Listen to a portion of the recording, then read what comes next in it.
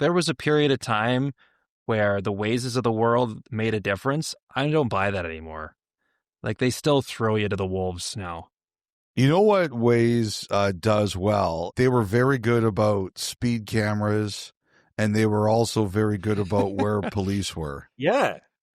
That's right. I'll give you that on Waze. Kyle is every stereotypical male from the 1990s. It's like, no, honey, I don't need a map. I know where I'm going. Well, I was like, no, that like if too. I won't go to the point where I'm like, I'm lost.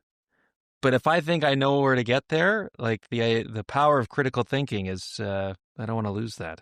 You buy yourself a new like shelf from IKEA and you're like, instructions? Who needs these? No, that I follow to a T. You can't mess around with IKEA furniture. You can't.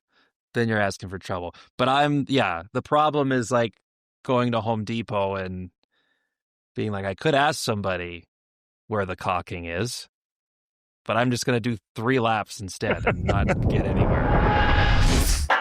Welcome to 32 Thoughts, the podcast. Elliotte, Kyle, Dom back with you. Another weekend in the books. So, Elliotte, on Friday's pod, we had a little bit of fun with the number 91. I didn't have much of a direction with it then.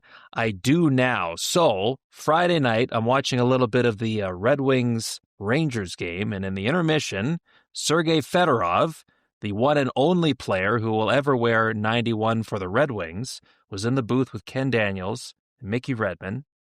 And one of the most interesting thing he said to me, so he still gets out and skates a few times a week, and he still wears a pair of Graf Supra 703s. Now, those gear geeks out there that heard him say that or heard this now, the hearts are fluttering ever so slightly. Beautiful piece of equipment. For those people who aren't such gear geeks, so the Graf why skates, is this a big deal? I think back in the day, those were, in a lot of ways, the holy grail of just beautiful quality skates. Maybe not as big a name as a Bauer or a CCM. Now you've got brands like True that have skates that are very popular. You see a bunch of players in the NHL wearing them now. But a good pair of Grafs are timeless. Timeless. And every now and then, even you play in men's league, you see a guy wearing one, and it's almost the tip of the cap, the nod, and like, good on you for keeping those going. He still wears them, which was really neat. Okay, so Fedorov, only player to wear 91 for Detroit. He was the first player to wear 91 for the Anaheim, then Mighty Ducks, now Ducks franchise. Who was the second player to ever wear 91 for the Ducks? Is it Carlsson? It is. And remember a few weeks back, what was your line about Logan Cooley and the Utah Mammoth before the contract got signed? Pay the man.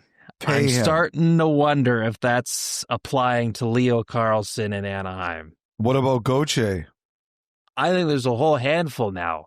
The team can't be stopped. 7 wins in a row. They passed the Vegas test on Saturday. Yes, they followed did. It up with their backup, with Peter Mrazek in goal. Exactly. Got a little helter-skelter there in the third period. Jacob Trouba in overtime, and then convincingly over Winnipeg with Lucas Dostal backstopping them on Sunday. So Leo Carlsson, the next 91 to get his day. Surely it's got to be coming. I like that. Instead of the next one, the next 91. There you go. Because there's now you've got a little more of a sample size of that number in the history of the game. Novelty for a long time. Now it's got some substance. Pay Carlsson, pay Gauthier. Get off the wallet, Pat. Get it done. It's only going to go up, no matter how much you grind them. I think the interesting thing about this is I'm beginning to think the more and more I watch him play, that Dostal in particular is going to be one of the best contracts in the league. He's a really, really good goalie. Mm-hmm. And when Joel Quenneville took over the Ducks this year, I had a couple of people say to me, he's going to be great for Kreider, and he's going to be great for Trouba. Look how well those guys have done under Quenneville. The question is, how is he going to be with all the kids? And the reason they were saying that is he'd been out of coaching for a while. Kids are very different now. Like, it's not just hockey players. It's anyone out there who's a parent knows how different kids are now. I have a 14-year-old. Kyle's got a baby that's 5 months old that's already talking back to him, and he can't control him. That's right. Okay. So anybody out there who's a parent or a teacher, you know how different kids are. And, Quenneville had a really young team at the beginning when the Blackhawks won their 3 Stanley Cups from 2010 to 15. But even then, the change in young people from, say, 2008 or 2009 until 2026 is so different and so pronounced in the social media era. I think people were really curious to see how he would do with this group of very young players. And the answer right now is just fine, thank you. It is an amazing team to watch. And we've talked about this a little bit, the changing of the guard. Now it's Anaheim. Chicago won again big, although there were a couple of empty netters in beating Detroit the other day. What did we joke about San Jose a couple weeks ago? God help the rest of the league if they ever learn how to defend. Now the Sharks are winning some more lower scoring games. There's a bunch of different teams. Montreal, of course, is one of the beasts of the East right now. The league is changing. There's no question about it. We're still discussing who's got staying power and who doesn't. But there's no doubt here. And the other thing, too, is, and you were talking about this when we were speaking earlier today, Kyle, is that there is a power imbalance. In the East, Carolina looked really good on Sunday night. They dominated Toronto in a game that was close score-wise. I really like the job New Jersey has done, considering some of the injuries and the fact that Markstrom hasn't been great yet. Montreal's been really good. But when you look at the top of the West and you look at the top of the East, the West got that sort of early 1970s heavyweight Muhammad Ali, George Frazier, Joe Foreman lilt to it. Like, there's some real heavyweights atop the Western Conference, even when you don't even count the Anaheims. Like, you're looking at Colorado, monster weekend, and we'll talk about them in a couple of minutes. Vegas has been hurt. They're still Vegas. Dallas had a big win on Sunday. Edmonton's been awful, but you're expecting that they're going to peel themselves off the mat, hopefully sometime soon. The West at the top has a much more powerful feel about it than the East does. And I think those West playoffs, they're going to be a loony bin. They are absolutely going to be crazy once we see which of these teams get in here. Yeah, and I think that's what's making it almost more impressive for whether it's Anaheim, whether it's Chicago or San Jose, that there aren't a lot of places to hide out west right now, and they're still finding ways to stand out. Also, you mentioned your line from a few weeks back about, God help us if the Sharks ever learn to defend. So I'll just slide this in here quickly. One of the submissions to the Thoughtline this week, Fernando, who is a Sharks fan, he brought up the fact that, you had said that, and then all of a sudden now the Sharks are defending a little bit better. So he was asking you to pray that the Sharks miss the playoffs this year, to hope the opposite effect continues to happen. I thought, well, you know what, Fernando, if that'll make you happy, I'll do it for you, man. I'll go to my deity and I will do it just for you, Fernando. Just for you. I want to talk about Edmonton let's get here. There. Okay. So we had 2 games on Saturday night. All right. 2 late games. One of them was Edmonton, Colorado, and the other one was Vancouver versus Columbus. And Ron, Kelly, and Kevin went out to the set late in that game, so they could only watch one game at that time. And they were obviously watching Vancouver, Columbus, because that was a 1-goal game that was coming down to the end. I was still in our green room, so I was able to watch both of them. And I watched the last minute of Colorado Edmonton, and the Avalanche absolutely wanted that 10th goal. They went hard after that 10th goal. They had a breakaway chance, and then they got the puck, and instead of ragging it or shooting it back down to their own end and just lazily passing it around a couple times, they kept on trying to shoot. They wanted to score. They were up 9-1, and they wanted to win by more. They wanted that 10th goal.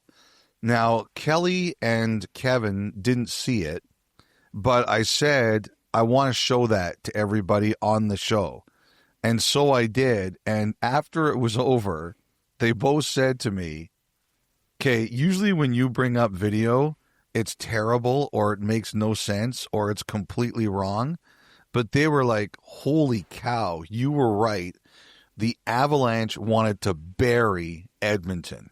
Like, Colorado was taking all of its playoff frustration out of the last couple years, and they didn't play the Oilers last year, all over Edmonton. And, we're all talking about what do the Oilers got to do? How do you handle it? If I was Chris Knobloch, I would be showing them that here you guys are, you're losing 9-1. You have been the beasts of the Western Conference the last 2 years. You have gone to the Stanley Cup final twice in a row. You've had chances to win the Stanley Cup. You have established yourself as the kings of the Western Conference, and the road to the Stanley Cup goes through you. And Colorado came in, and in your home building, they didn't just embarrass you. They wanted to continue embarrassing you. They didn't just want to pile drive you into the ground. They wanted to pile drive you to the molten core of the planet. It's not just that you lost 9-1. It's that this other team, a really good team, they were saying, we haven't embarrassed these guys enough. We want to embarrass them even more. If I was Knobloch, I'd be saying, these guys, they have no respect for you. We have lost our respect. Teams are laughing at us. It doesn't even have to be true. You just have to grind it into them. Man, I got to tell you, if I was on the receiving end of that and I saw the way that last shift ended, first of all, I would have been pissed off as it was already, but I would have been, I don't even know, what's the next level, Kyle? I would have been irate, doubly pissed off. You're reaching ludicrous levels here. Ludicrous level anger. They were toying with Edmonton. They were like, so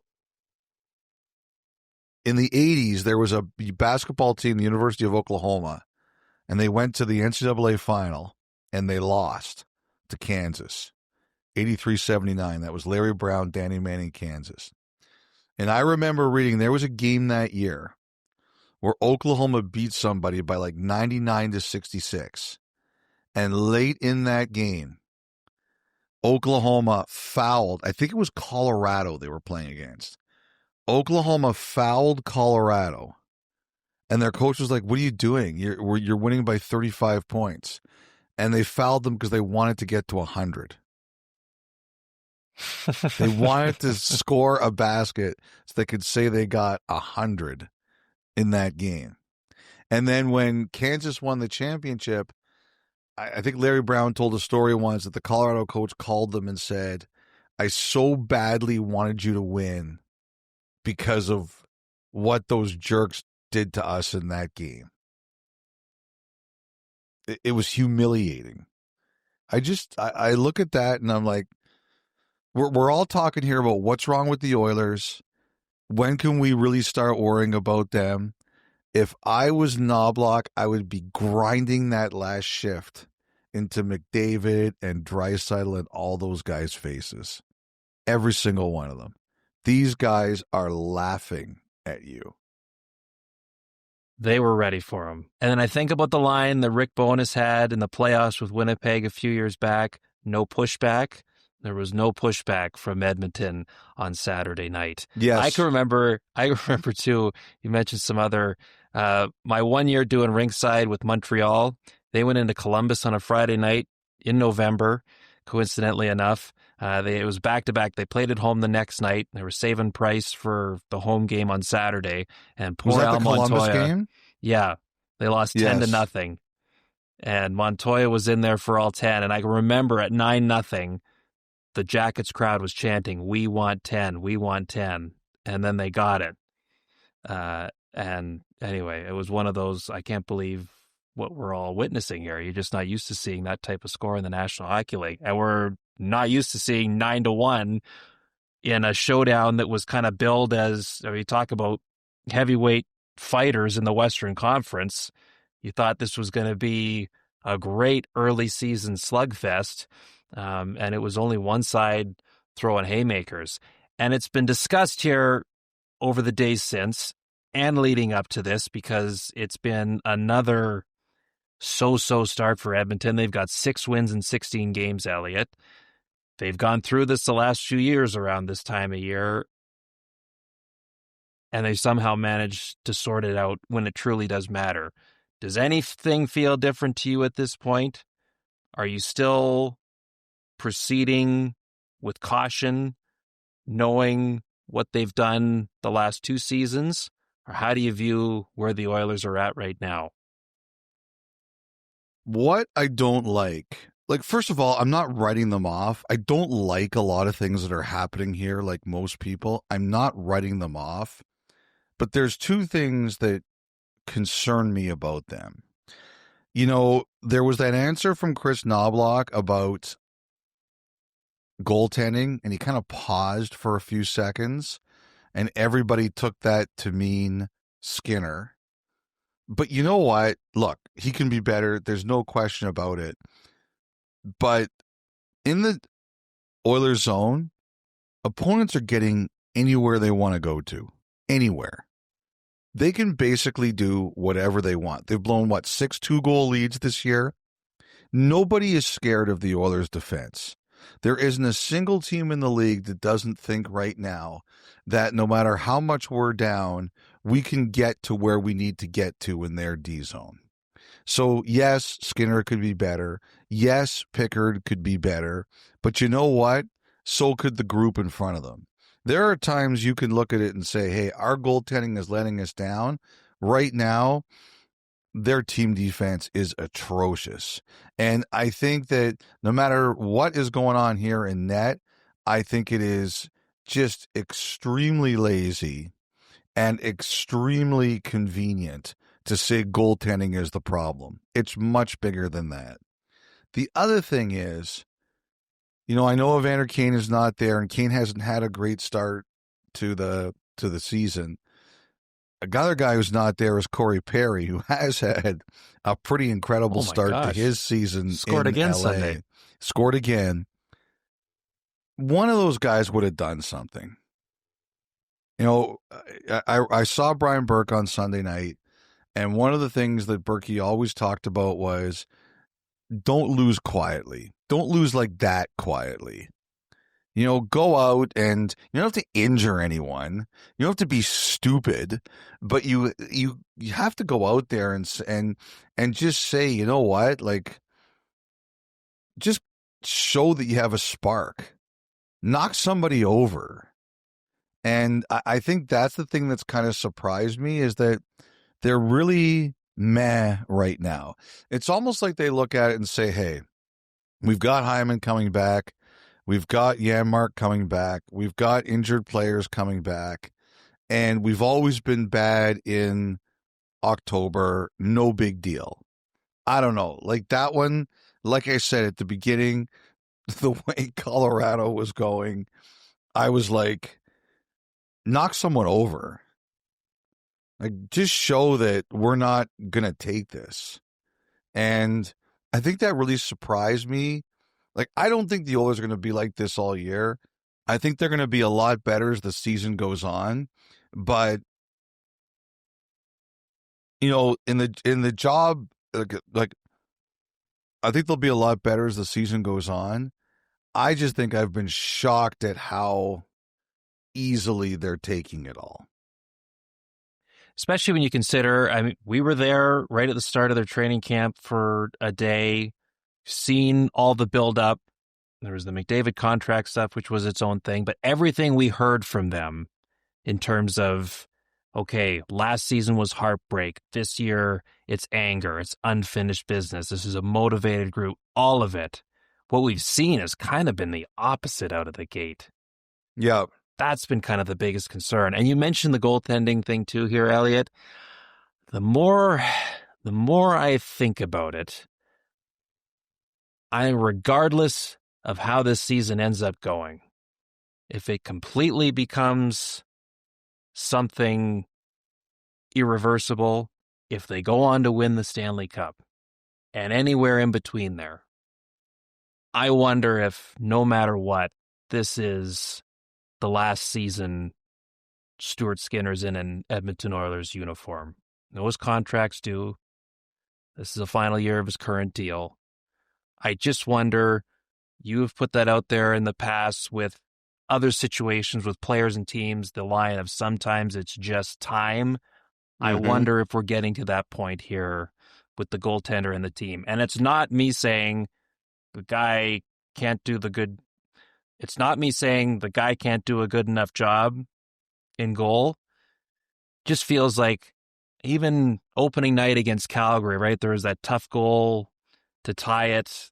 The kind of the miscommunication with him. I think it was Evan Bouchard, and Blake Coleman skates in and knocks it home. And it was almost like big portion of people there were like waiting for the moment to go, you see? That's why we can't trust him. Like it's as if the mind's already made up, right? Took him to Game 7 2 years ago. Okay, still not sure. Outdueled Jake Ottinger in the Western Conference Final last year convincingly. Well, once again, the second best goalie in the Cup Final 2 years in a row.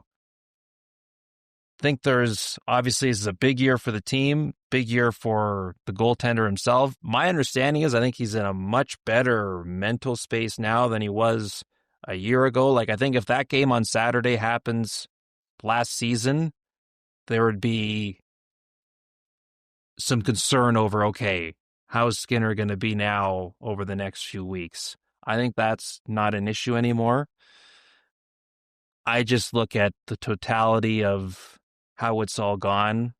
And as much as it's a great story on paper, as the local guy, drafted by Edmonton, developed by Edmonton, now playing goal for Edmonton, and had some really wonderful moments along the way, also can't be the easiest situation to be in at times, because when things are going poorly, there's really, as much as you try to escape it, you can't totally, and the family gets involved in all that. Just starting to really think, not only because of what happened Saturday and how tough it got and the pause in Chris Knobloch's answer to Mark Spector's question, starting to wonder if, no matter what here, it's going to be time, whether it's at the end of the season or sometime before that. Feels like we're getting there. The roster will change over the next little while as some players come back from injury. Mm-hmm.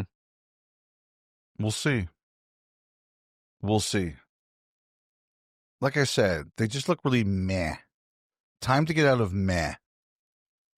Yeah. Time to show a bit of fire. Time It's to November show a lot now. of fire. Yeah. Right.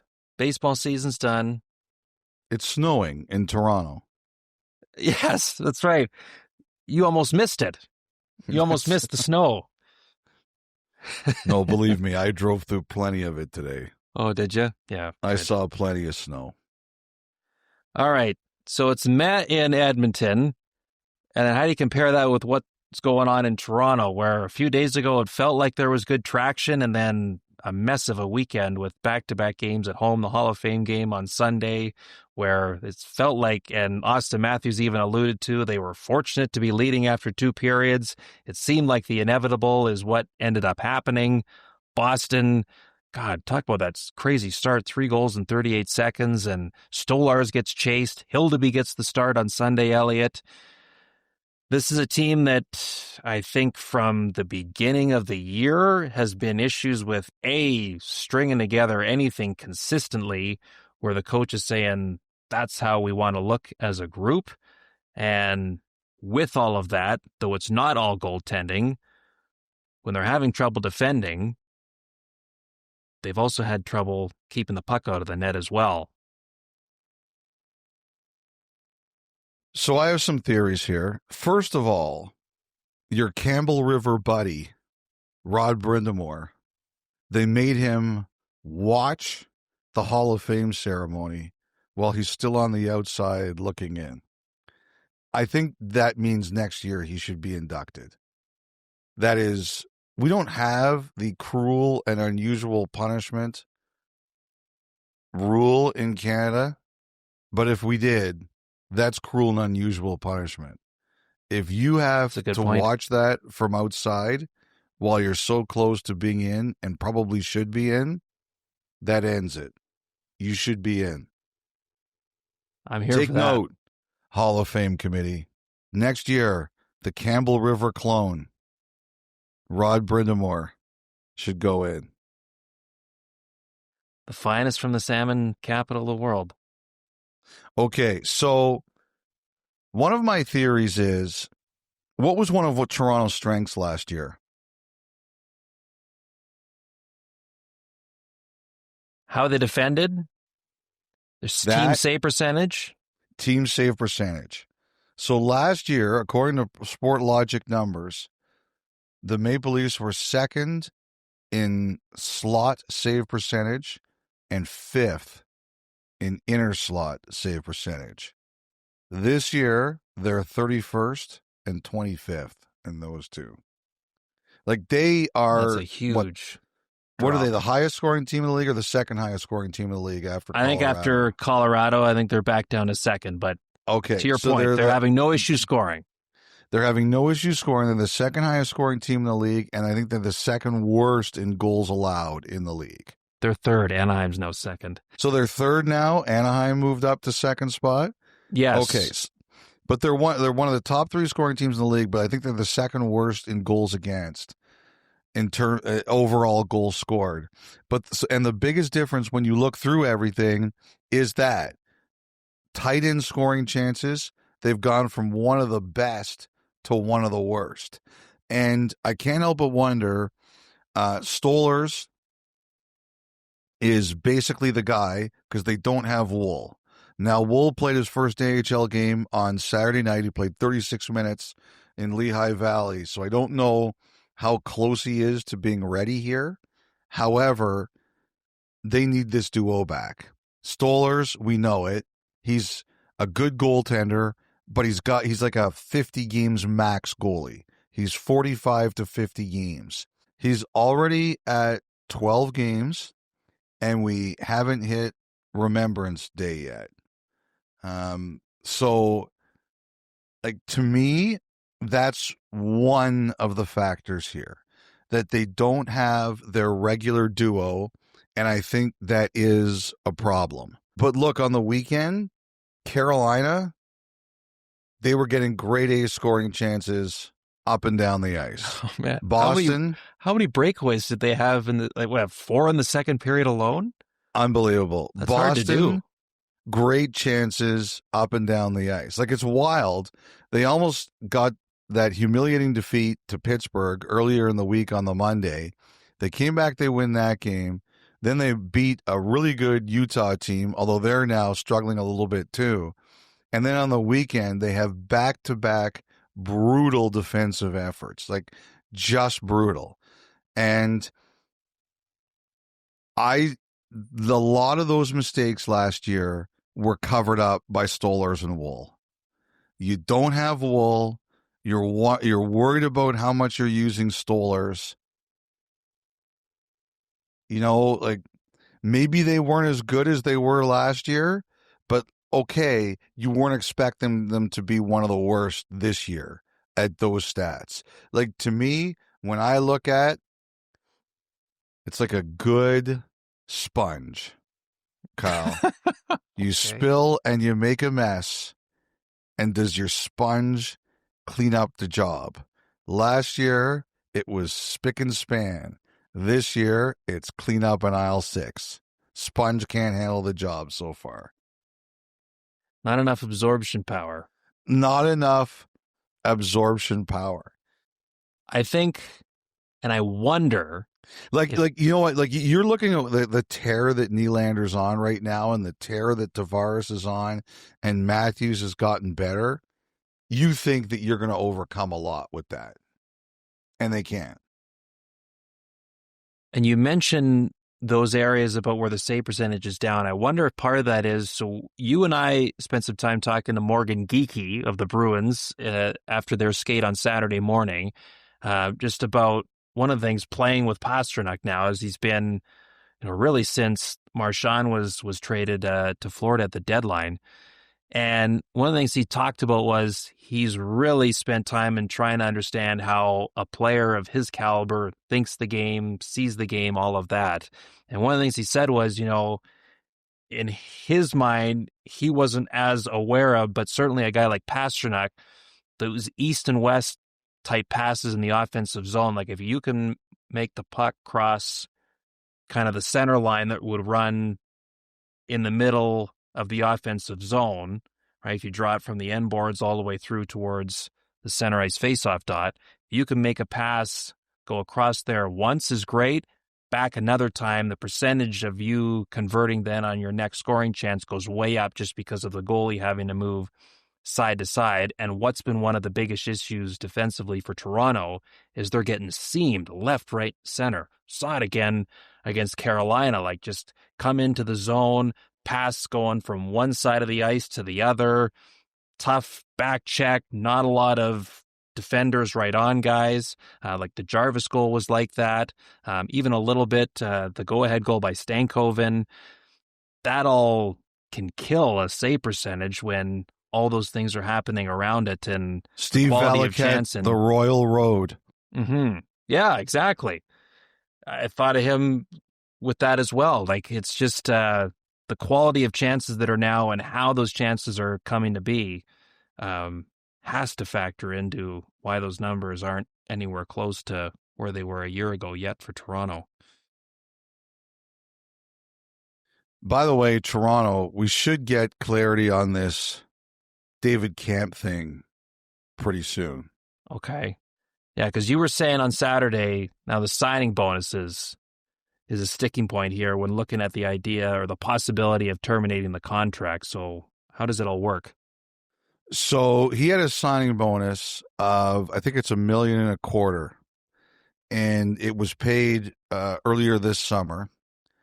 And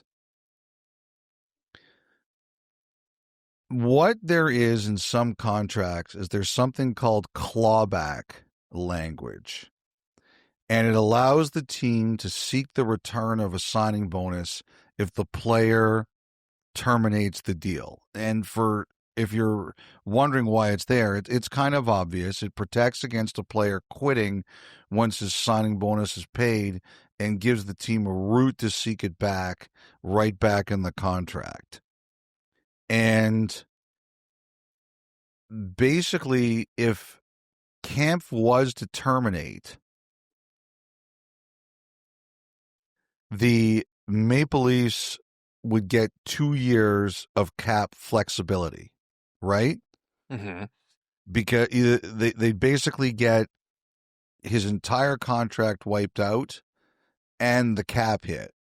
And the cap hit, like his AAV is 2.4. In the minors, you get to take a little over $1 million of that off. So you get a couple years of savings. And the league could argue, and I suspect the league has probably poked their head around this and said, you get 2 years of cap freedom basically by paying a player about $1.3 million. So you should ask for that money back. And also, if you have clawback language in there, then the league is going to say, you put the language in there, you should use it. Now, I have no doubt the Players Association would argue the other side. It's their job to protect the player here. But I have heard return of the signing bonus has come up in the middle of this. So I am thinking that either the Maple Leafs said, hey, there's clawback language here and we're going to enforce it, or the league has said, hey, there's language here that we want you to enforce. So that's another one of the reasons I think this has taken longer than people thought or expected. Now, is that clawback language, is that pretty standard in any player contract across the league, or is that more case by case organizationally, whatever their philosophy is on that stuff? I am under the impression it is case by case. Okay. I asked if it was standard and I was told no. But there are teams, I don't know if it's every team, but I know there are teams that it's standard. If they give you bonuses, they put clawback language in there. Okay, so that's the latest with the David Kämpf situation. It was tough to see Scott Laughton go down. I mean, man, that was a big hit, the way Zadorov stepped up there on Saturday. Obviously, he didn't play Sunday night against Carolina. Have you heard anything further on what he could be looking at in terms of No, I don't want to timeline? guess that one. I don't want to guess that one. Wait a couple days to get a bit more clarity here. But what a nightmare for him. Gets hurt, comes back, gets hurt again. And, I think one of the things that I was talking to Craig Berube about is that he likes Lorentz and Laughton together, and because he liked the chemistry they showed last year in the playoffs. They've had no opportunity to build it this year. Laughton's out again, and I saw Lorentz was a scratch on Saturday night or Sunday night. So that's not good for either one of them.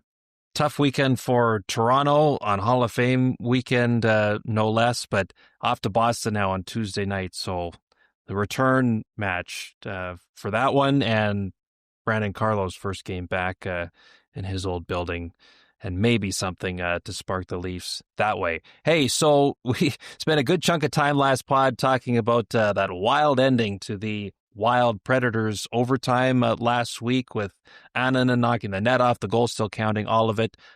You got some information and just wanted to clarify what was an important note in the lead up to that goal that maybe explained why the net came off so easily.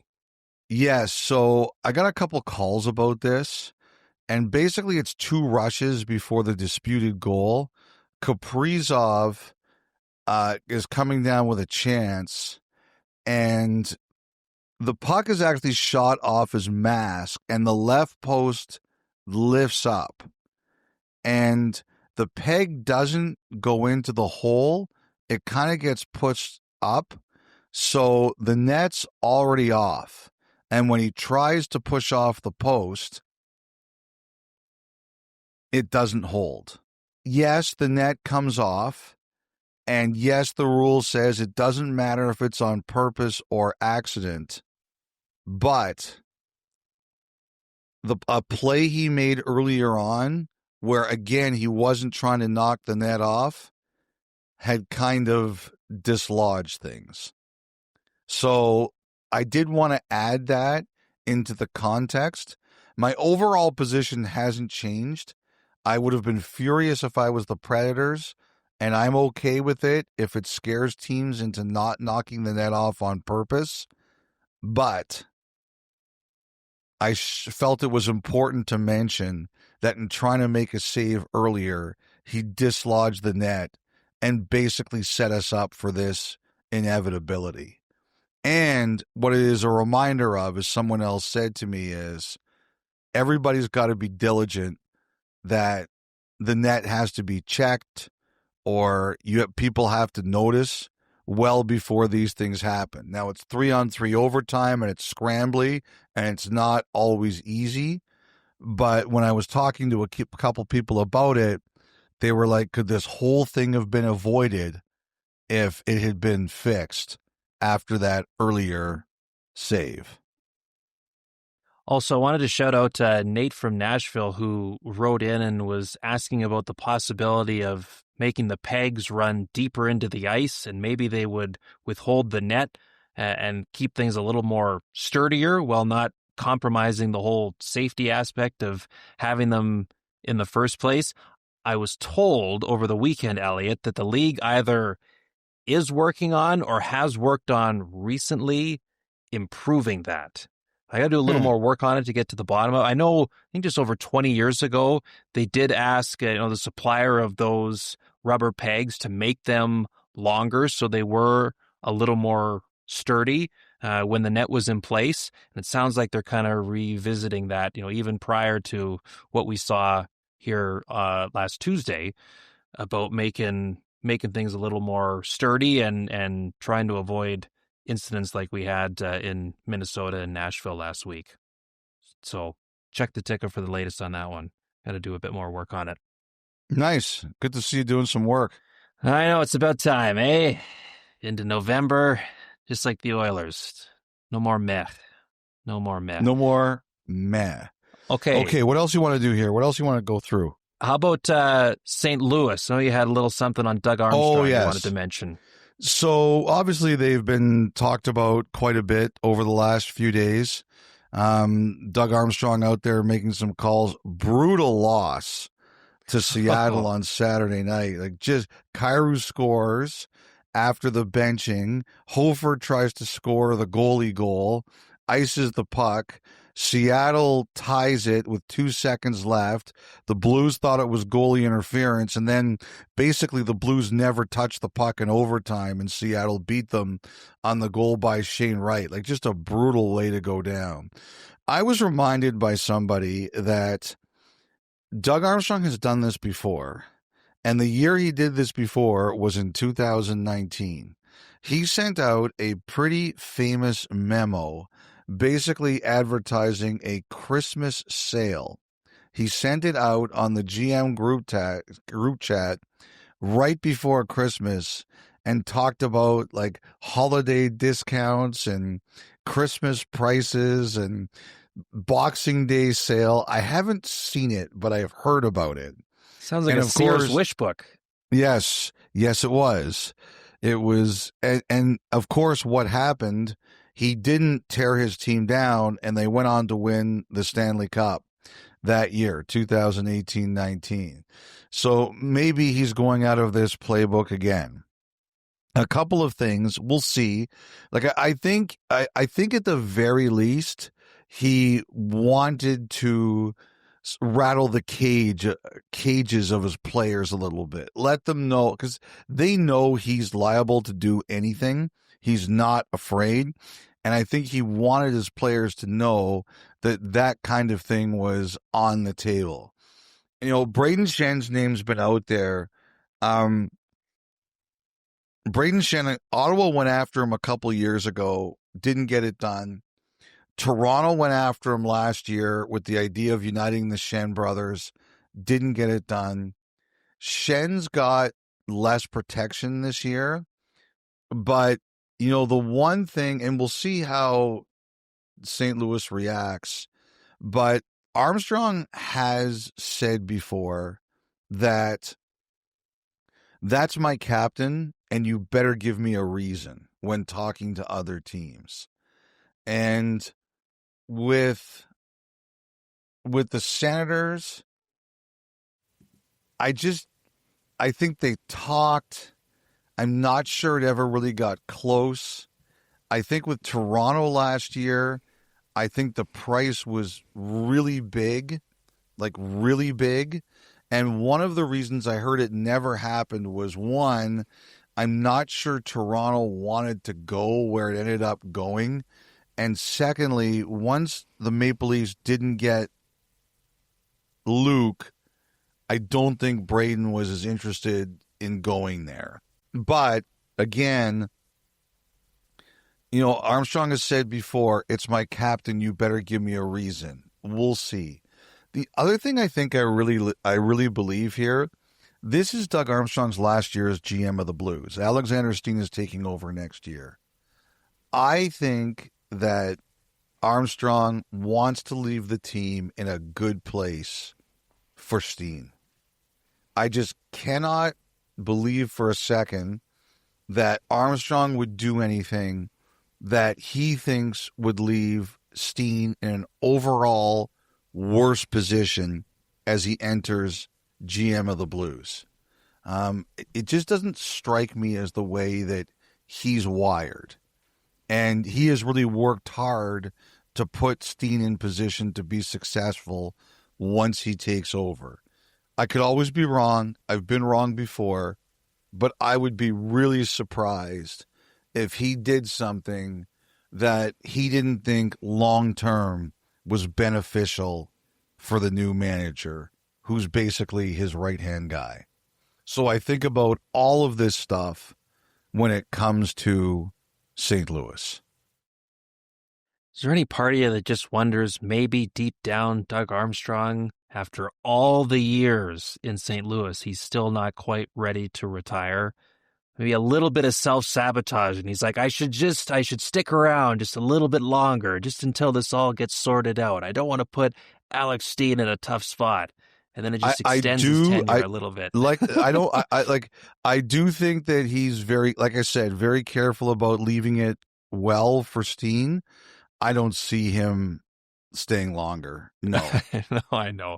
I don't. It's interesting, though. Like Tom Stillman, the owner, said earlier this year, it's not like Armstrong's leaving and going somewhere else. I'm curious to see what Stillman thinks about Armstrong's next role in the organization and what that's all going to mean, because I think people thought, oh, well, maybe he would go and become the GM somewhere else. But the owner sure doesn't sound like that. No. Okay. So whether it's St. Louis or any of the other 25 teams down in the U.S. or the 7 Canadian teams that got to fly south of the border here coming up, Elliotte, for those that have missed it, air travel in the States in a bit of a bind right now with some of the government shutdown and like major airports being affected just with the staffing shortages and everything going on down there. And you would have thought that maybe that only applied to commercial travel, but it sounds like the teams are worried about getting their own charters flown from city to city. So what's going on? What are you hearing? There were some teams I heard the travel was a nightmare. Pittsburgh, going back Saturday to Sunday, they were in New Jersey, and then they went back home to play the Kings. Like, that was one team I heard that had really difficult travel. I heard there were a bunch of teams that did too. A lot of these airports have had delays, and it was concerning. There were some really nervous people about it. Well, even so, Alex Steeves, who got called up to play for the Bruins on Saturday in Toronto, he was telling Luke Fox after the skate that, so he was with Providence. They were in Cleveland that weekend. And I guess the Bruins were even, so spooked by just the uncertainty with air travel. They, instead of flying him to Toronto for the game, had just hired a car service instead. So he drove from Cleveland to Toronto to be able to play in the game on Saturday night. So it was a very real thing. Well, yeah, like it was, everyone was thinking about it. Okay, let's get to the final thoughts. So, Elliotte, we were under the impression that we were heading toward a world next season in which every team could designate one 19-year-old to play with their American League affiliate team. We talked about it last week about Zane Parekh. That would be a perfect example for Calgary to be doing that right now. Of course, unfortunately, now he's hurt and going to be out a little while, but doesn't have that option right now. We think that's going to be the option there next season, but it sounds like that's not even set in stone too. And as you were saying on Headlines with Ron as well, like there's still a few things to kind of be determined here, as teams would love to have a little more control over their 19-year-old draft picks. Yeah, it was interesting because I had a couple managers mention it to me last week, and I was like, what are these guys talking about? They already have a deal starting next year with the one player, as you mentioned, one player from the CHL, a 19-year-old who can go to the AHL team. And a couple managers said, that's not set in stone. Like, you better start doing your research on this. And every year in September, the coaches and the GMs, they get together in one city and they go over some things. And this year, the Canadian Hockey League came to meet with them and they said, look, It's been a tough time for us right now, but we're still your best development league. And that's true. The CHL is still the NHL's biggest and best development league. And they said, you can't hurt us. You have to make sure we're in a good place. And these CHL teams are really worried about losing 19-year-olds. And I'll also say this. I do think that there are some of these teams and managers, maybe they have a team that's got a CHL team in their city, like the Canucks and the Giants, the Oilers do, the Flames do. You know, they're sensitive to the Canadian Hockey League. Or maybe they've got a manager who played in the Canadian Hockey League. Or they've got an owner, like Dallas, for example, whose owner owns a team in the Canadian Hockey League. Whatever the case is, I do think there's loyalty there in a lot of these places. That said, I think they also want more control over their 19-year-olds. Like, as one guy said to me, why should it only be one? Why not? Why shouldn't we have the option for any of the 19-year-olds if it's better for their development? And what a couple guys said to me was, not every 19-year-old is going to be ready for the American Hockey League. Some of them would absolutely better be served to either not getting signed and going to the NCAA, or even if they are signed, staying in the CHL. Some of them aren't ready physically. Some of them aren't ready mentally. Whatever you want to say it. I don't think they're looking to say, 19 out. I don't think it's that simple. I'll tell you what someone said to me. They brought up Calgary, for example. Mm-hmm. They said Calgary, as you mentioned, has Gridden in the American Hockey League. Well, what if this was, the rule was in place and you had to pick and choose between Gridden and Parekh? Like they said, why shouldn't Calgary have the option that they could put both of those guys there? Both of those guys are ready. Both of them deserve the chance to play in the American Hockey League if they're not going to be in the NHL. And they just said to me, why should Calgary have to do that? And I think there's a couple other teams. And basically what happens is every year there's a team that gets 2 or 3 first rounders. And those players might, both or all 3 of them might legitimately be ready for the American Hockey League. And, I'll tell you this, initially my feeling was somebody was going to tell me this isn't going to happen. They're going to go with the one and that's going to be it. Kyle, nobody told me that. Now, maybe that'll change over the next couple days, but it's very clear to me that the league and the teams feel they have the right to reopen this with the CHL. The CHL is clearly expecting it. The Players Association would have to agree to whatever is the solution.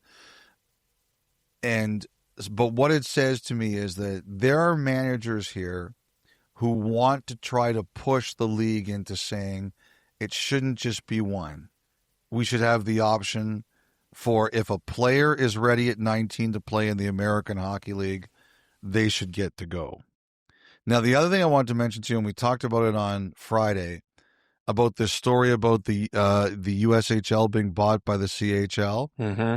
The more I hear about this, the more I don't believe that that's going to happen, Kyle. But what I do believe, and I believe this now very strongly, is that the USHL is in a position where the NHL wants it to be safe. And the reason people think that this came up is because the NHL made it very clear to the various development leagues that the USHL is important to it. And if the NHL says the USHL is important to it, then everybody here takes notice. And so I think there's going to be some talk here about how can people make sure that the USHL is protected and doesn't enter a worst case scenario because of what's happening here overall. Okay, so, and this is topical, of course, because we've got kind of a brief GM meeting coming up on Tuesday in Toronto. Is there anything else you're kind of anticipating to be brought up there? I don't know. When I was making a lot of my calls on Saturday, the agenda wasn't out yet. So, and sometimes the real challenge, Kyle, is that sometimes GMs will tell you, or people will tell you, I think we're going to talk about X, but sometimes that's just something where maybe you're just talking to a GM, it matters to them, and it doesn't gain widespread conversation. It was pretty obvious to me that there were multiple managers talking about this. So I do think there at least is going to be some talk about it. Oh, one thing I did hear was that, we'd speculate about Colorado being Dallas's opponent for the outdoor game next year. Yeah. I don't think it's Colorado. Really? Yeah. Someone said to me, good guess, but wrong. Not sure who it is yet, but they were like, it's not Colorado. Did this person give you any indication there was the slightest chance of it being moved off of Saturday? No. So that we could go? They did not. Gah. Double whammy. Put a Canadian team there. Yes. Yeah, no kidding. Well, at least we'll have a Heritage Classic to look forward to. Yes. Next year. Very good. Yes.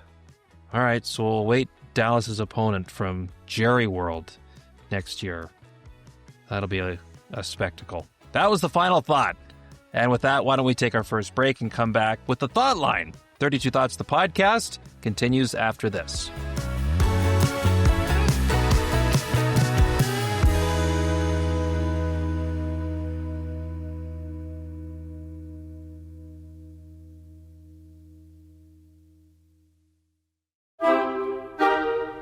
All right, welcome back. Gather around, everyone. Time once again for another edition of the Thoughtline. And before we get into it in earnest, Elliotte, so this past Saturday on Hockey Night, there was a little Movember flavor to the evening. We are well into the month of November here now. Dom, our producer, is growing a mustache in support of the cause. So, Dom, before we go any further, why don't you tell us why you're doing it and why it's important to you? Well, in 2023, I contracted atrial fibrillation, which is quite a common heart arrhythmia. Not common in men my age, however, but it's something that I've been dealing with since then. And recently, I had to undergo what was called an ablation to help stabilize the issue. Now, I want to thank everyone at St. Paul's Hospital in Vancouver and my cardiologist team there for getting me through safely. It was all done really well and really professionally, and I'm utterly grateful for them. But this November, I'm growing a mustache in support of the Canadian Heart and Stroke Foundation. I will leave a link in the podcast description below and every podcast description this month. And if you would like to, please go donate. It would mean a lot to me to help support finding solutions for this very common disease. All right, Nice. Dom, good job. How you feeling overall? You feeling better? I'm finally feeling better, yes. We've just surpassed the 3-month recovery point, and I'm finally starting to feel like myself again. Awesome. Well, glad to hear it, Dom. Glad to hear you're feeling better, and hopefully soon your producing gets back to even par. Very funny. It's gone from AFib to AFreege. We're glad you're feeling better, Dom, and excellent job. I can't wait to see what you look like by the end of November. We'll have to get some photo updates as we go along here, too. Yeah, to it link won't to be the good. show. Let me tell you, it does not. No, you know what? That's the best part about it. Like, I know. Honestly, Dom, like I hope it's greasy because it's supposed to be greasy. I did it and it was super greasy. I like greasy. yours. No, you look good in a mustache. Not at the beginning. At the beginning, it was greasy. But for you and for everybody else who's doing Movember, it's a great thing. Awesome. Great work. Okay, first of all, I want to thank all those Islanders fans who ripped me for forgetting Butch Goring, including their outstanding play-by-play voice, Brendan Burke, who sent a photo of Butch Goring's banner hanging in their beautiful new arena. Yes, I forgot Butch Goring, and I do appreciate all of you letting me know about it. I also like to thank some people who made some suggestions about ridiculous games and injuries or ailments that have caused people to sit out sporting events. I had a few point out Dustin Penner, who in January of 2012 suffered back spasms while eating pancakes and missed a game. And also Yevgeny Malkin, who missed a game in 2013 in Florida after getting a sunburn. And if you could miss broadcast with sunburns, I would definitely have done that before. So I can empathize with Malkin. Yes, that's right. Oh my gosh. Now, There are and some you know, I'll wild tell you ones. this. I did have another. I was reminded of one, and it was a basketball one. The Toronto Raptors, one of their original draft picks in the expansion draft was a point guard by the name of B.J. Tyler. I'd forgotten about this, and he fell asleep with an ice pack on his leg, and it froze the muscles, and he suffered an injury, and I don't believe he ever ended up playing more than 10 games for the Raptors. That was a strange one. I'm going to look this up right now, actually. According to his NBA statistics, he never actually played for the Raptors. He played 55 career NBA games, all for the Philadelphia 76ers, who was the team the Raptors took him from in the expansion draft. But I was reminded of that. That was the one. And that was basically my first team I ever covered in the business. So that was quite an introduction to strange injuries. Wow. And we got some sent into the Thoughtline here over the last few days as well, Elliotte, as you can well imagine. Frank from Black Diamond, Alberta had a few. In 2005, Manny Fernandez missed action because he injured either his shoulder and or back while blow-drying his hair at home. He remembers in 2007, Brent Sopel missed some action for the Canucks because he hurt his back in an attempt to retrieve a cracker dropped upon the floor. And is this true? He includes here, Friedge, do you remember this? A freak injury involving Glenn Healy when he was playing for the Maple Leafs. When he stepped on the puck during the skills competition? He said he cut his hand while cleaning his bagpipes. Was that a thing? That is true. Apparently 10 stitches, 2,000. There we go. But it was in the off season. Okay, all right. So not necessarily something where he was forced to miss time. Yes. You know what? I'll tell you this. There was one time I was working with Healy, and we were on the road during the playoffs, and we had rooms next to each other. And he would bring with him on the road a portable bagpipe. It wasn't one of the big ones that you carry, but it was more like a recorder kind of thing. Just something that you could take with you. And he's really good at it. He's an excellent bagpiper. But there were some times during the day or night, I was like, this freaking thing again? You see you lying in bed, staring blankly at the ceiling. No. He plays on into the night. By the way, there's Googling that. I found another one that I'd forgotten about that was pretty crazy. Joe Sakic versus the snowblower. He broke 3 fingers and missed 3 months. Oh, my. God, yeah, I forgot about that one, too.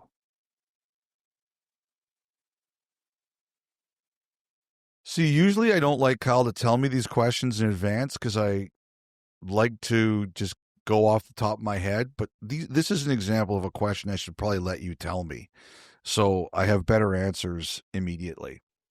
Lesson learned. We got there anyways. All right, let's dive into it. Yes, we got there eventually. And I do like the audience participation. Okay, Adam writes in, "Hi, Elliotte, Kyle, and the gang. I fell down a YouTube rabbit hole and found a late 90s NHL documentary showing GMs like Brian Burke and Mike Milbury playing shinny during the GM meetings. Any idea if that still happens? There are definitely a few current GMs who take that a little too seriously. If so, my guess is Pat Verbeek plays even harder than he negotiates with RFAs. Signed, an optimistic Ducks fan. Yeah, this used to happen. And Brian Burke was the organizer of it. And I think it was not necessarily when he was a GM in the league, but when he was working in the league office.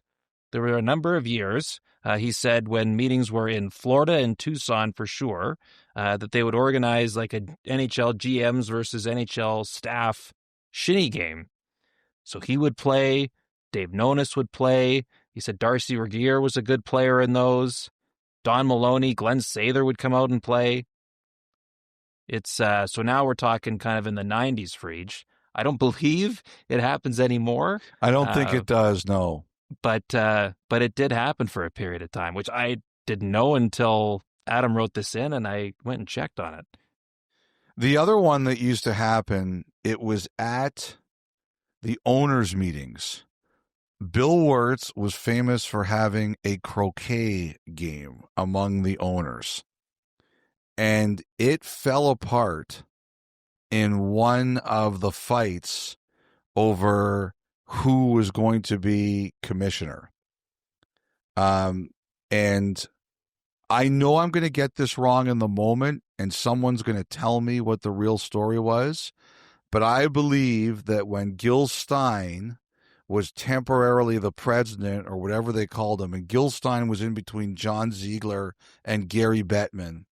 And suffice it to say, that was a tumultuous period in NHL history. The old guard wanted Gil Stein because they could control him, and the new guard wanted to break the old guard. And when it was realized that the new guard was going to win this and was going to get a new person in there who ended up being Bettman, it ended the croquet match. I've been told this story before. How about the end of croquet ended the old guard's hold on the National Hockey League? I could see it. We had a croquet set in the family growing up, and it could get ugly. It could get ugly at certain times, too. It breeds that, absolutely. I love croquet. It's actually a really fun game. Yeah. Great game. Now it's golf. You know, they do play a lot of golf, although there are some GMs who play pickleball. Julian Brisebois is a good pickleball player. You know who's actually a good pickleball player besides you, Kyle, is Eric Engels. And yes. I believe that Engels has played a couple of the GMs in pickleball before. But golf and, to a lesser degree, pickleball are the key sports right now among the managers. Okay, Emily from Boston. Dear Dom, Kyle, and Elliotte, I am a new hockey fan. This is my first season following closely, and I have a aboard, question. Emily. You have picked wisely. Welcome yes. to the world of hockey. I have a question regarding NHL scheduling. Next week, my Boston Bruins will play the Ottawa Senators for the third time this season. It will be the Bees' 19th game. They will have not yet played two other teams in the Atlantic Division at all, though, Montreal and Detroit. Is there a rhyme or reason for this? Why aren't divisional games spread more evenly throughout the season? Thanks for all your great work. Love the pod, and go Bees. It does happen. We get this every year. There's always complaints about my team never sees this team early and then plays them 4 times in a week. Some of it is having to do with basically how the grid works. Like, I'd have to check this all out, Emily, but sometimes, you know, if your building is not available at certain times and you're sent maybe to the Western Conference or farther away in the East, it's not as easy to get you to certain places. It's all part of the patchwork, right? You know, there's also been some cases, like I remember, I can't remember who it was, but I remember asking this question once, and there are occasionally times where a a team will say if they have a big rival, they don't want them early in the year. Like early in the year has more competition, whether in the States, whether it's like football or high school football or college football or anything like that, or obviously there's just less competition as the calendar flips into January. So I would say that oftentimes that's because of the grid, where one team maybe at certain points in time it's harder to get them to play certain teams even in their own time zone or seem closer to them. And some other times it can be because teams request, hey, this is a big rival of ours. We would generally prefer to play them at X time of the year. So it's weird. It's strange. Not everybody likes it. But it's usually because it's requested or the grid just works out that a team, and with their own building availability, they just say, you know what? The best mix for this team to play this team is here. Yeah. And I don't like sometimes with the way the schedule shakes out, like there's certain teams within your division you may only play 3 times in a year. Feels That's not going to change with enough. the 84 game season. I know, and I'm glad. That changes next year. Thank goodness. Okay, Yep. Taylor and Adam. Hi, Elliotte, Kyle, and Dom. I'm a Flames fan and was watching last week's game against Columbus. Nazem Kadri played in his 1,000th game. My wife and I had heard there were 437 players that have reached 1,000 games at least. I believe that was the number. And 13 have played for Calgary. Again, a number I believe I heard correctly. So that got us wondering. And naturally, I thought the boys at 32 Thoughts would know. Which team has handed out the most silver sticks, meaning that they have had the most players reach 1,000 games while playing for them? Hope to hear from you guys.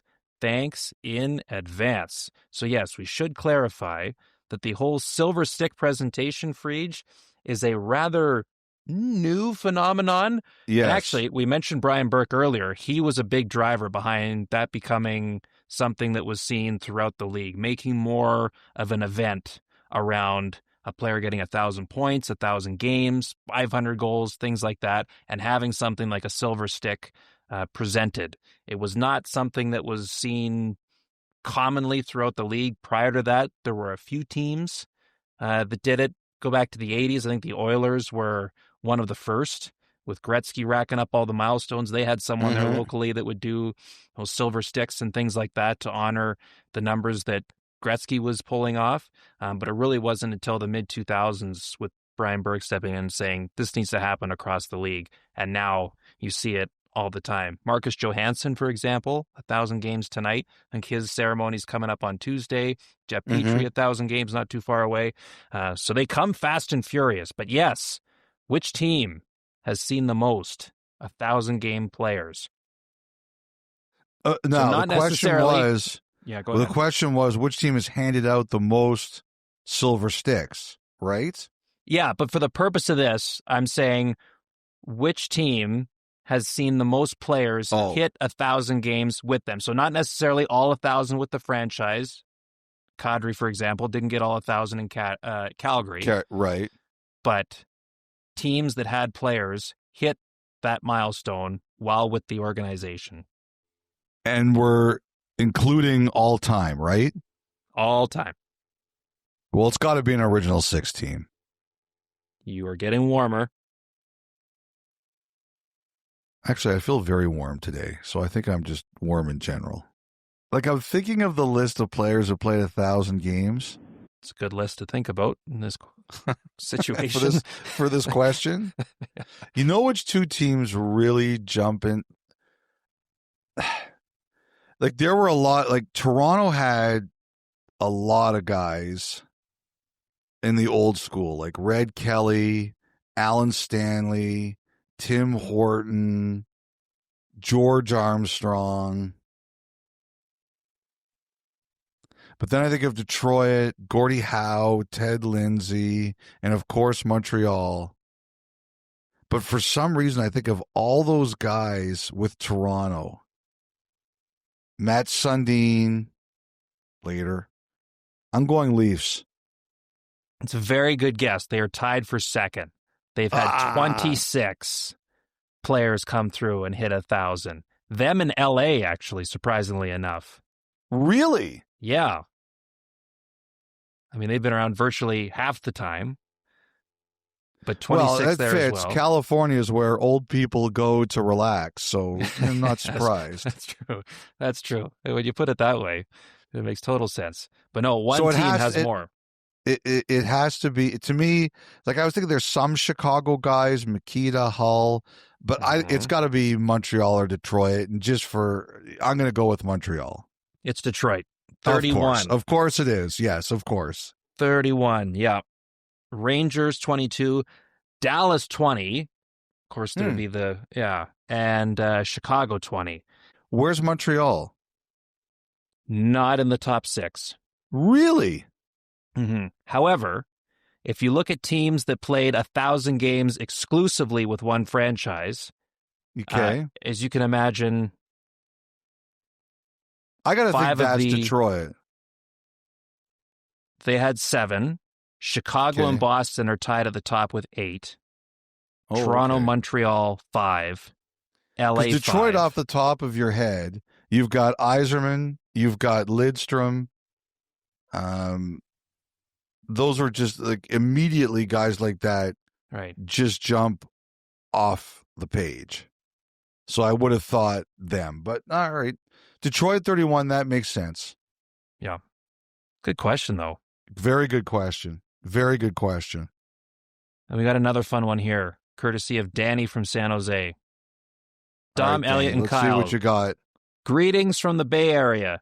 Despite working in the NBA, the NHL and the Sharks have always had my heart. I write with a question for the Sportsnet stats crew. During Macklin Celebrini's 3-point night against the Seattle Kraken last week that tied him for the league lead in scoring at the time, Ryan Winterton scored his first ever NHL goal for Seattle. For a long while, it seemed like nearly every player was scoring their first NHL goal against the Sharks. He says, lucky for all of them, they have Randy Hahn on the call for their first goal. It's a great point. Yes. So Randy is fantastic. Here's my question. In the salary cap era, or modern era as it's known now on this podcast, which team has allowed the most first ever goals? Thanks for your time. Love the pod. The future is teal.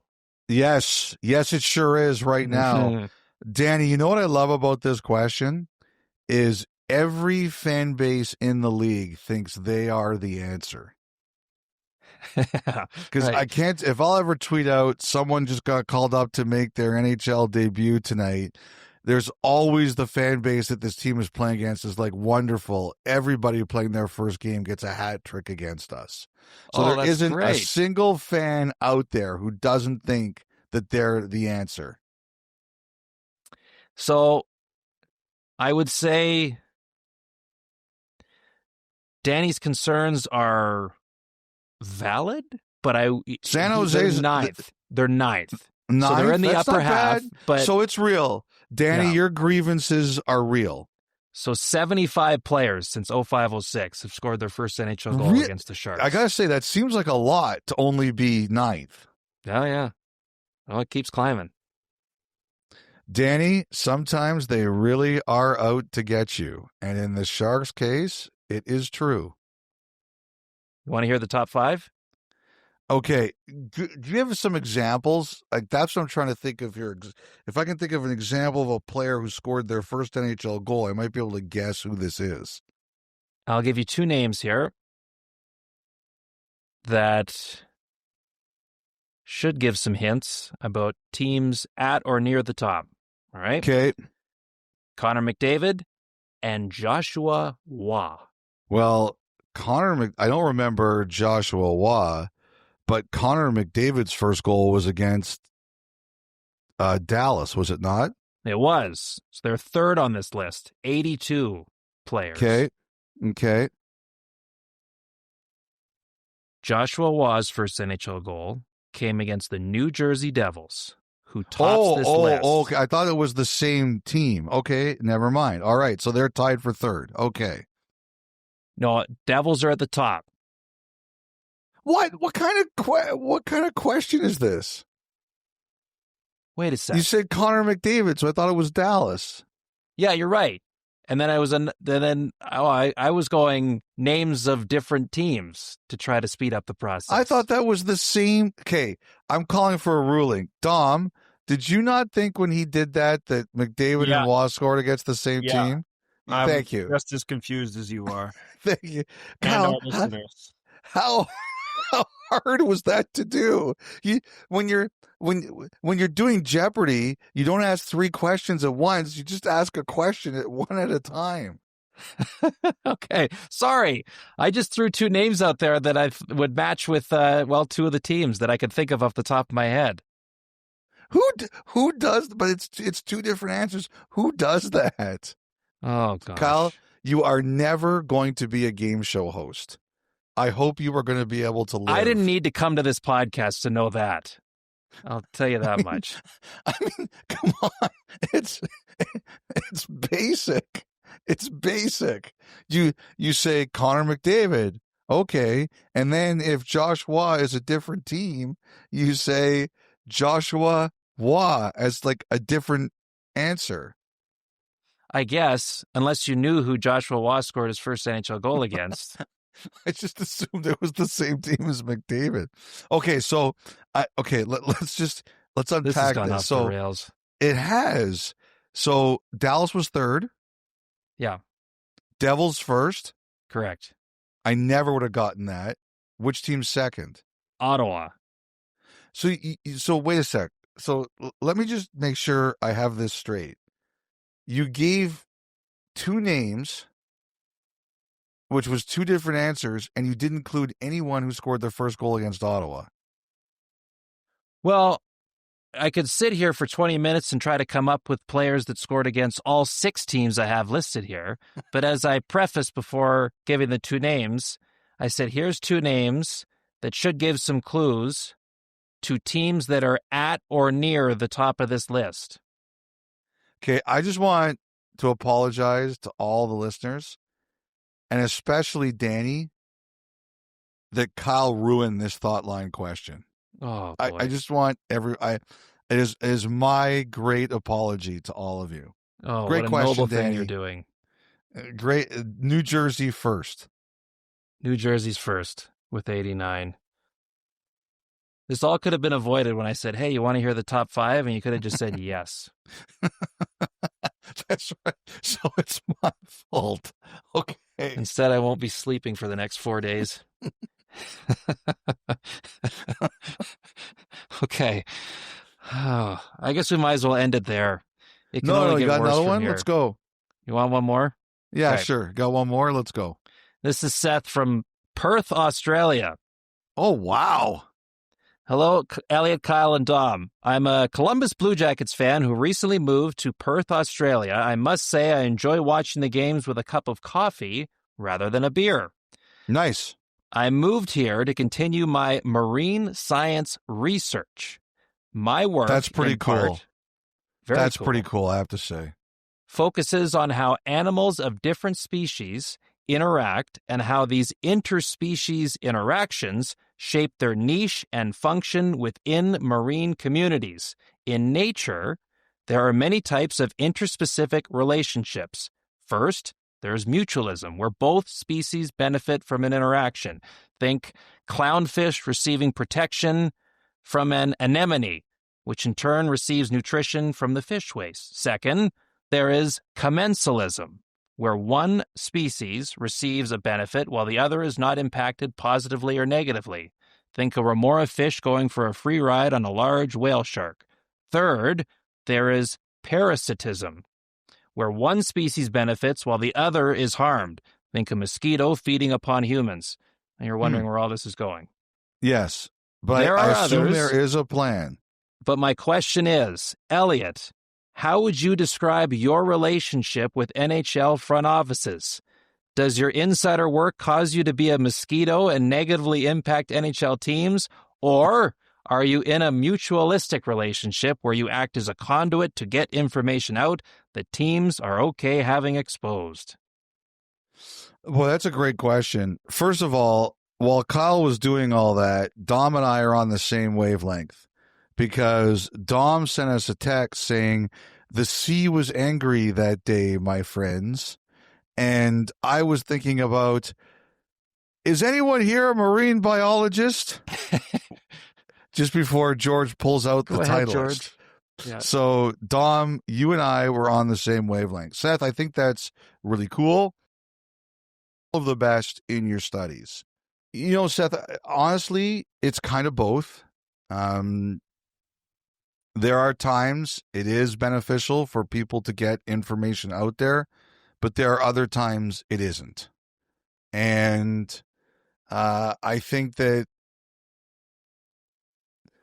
I think it just depends what you're calling about. Sometimes it's something that their word is going to blow up their dressing room and they really don't like it. Other times people think it's none of their other people's business. It's our business or someone's business. It's not anyone else's business. And there's other times it's like, hey, something happened and we need to explain why something happened. So I think it's fair to say it's a spectrum of both. And there's sometimes people are going to be happy with you, and there's sometimes that people aren't going to be happy with you. And at the end of the day, I always try to treat everyone fairly. I don't always succeed in that as much to my liking or other people's liking, but at the end of the day, I always do try to treat people fairly. And you just understand that sometimes people are going to be happy with you, and sometimes people are not going to be happy with you, and you just have to walk the line. That's good, Elliotte. You do make a good mosquito from time to time, I will say. All right, that'll do it. Sorry for ruining trivia. Bloodsucker. Yeah. Sorry for ruining trivia. I'll try to do better next time. We'll take one final break and wrap up this edition of 32 Thoughts on the other side.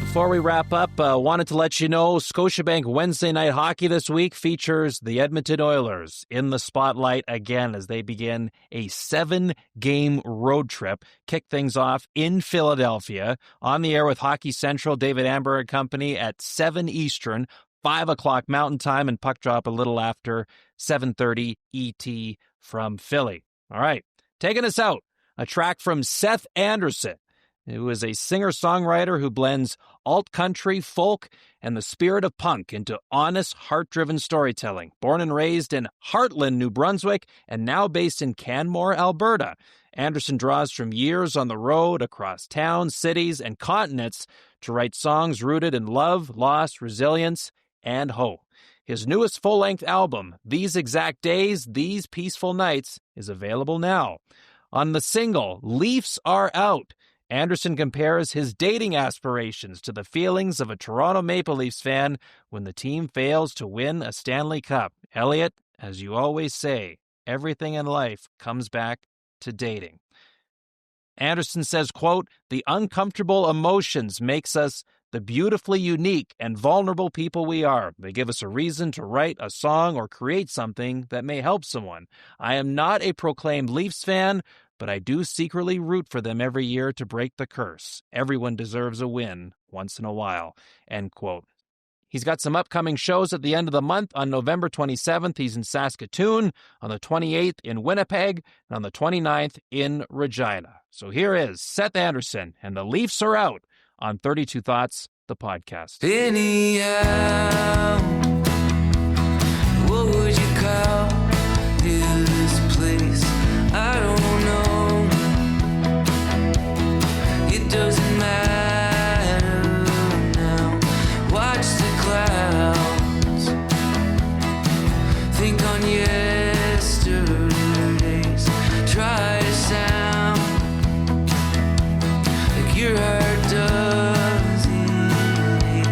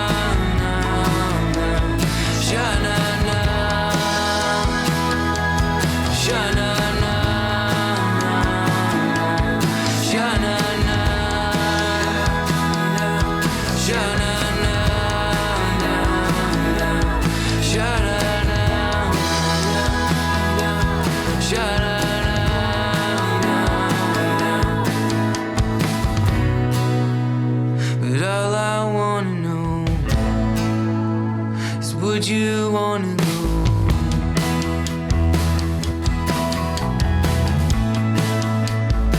Would you wanna go?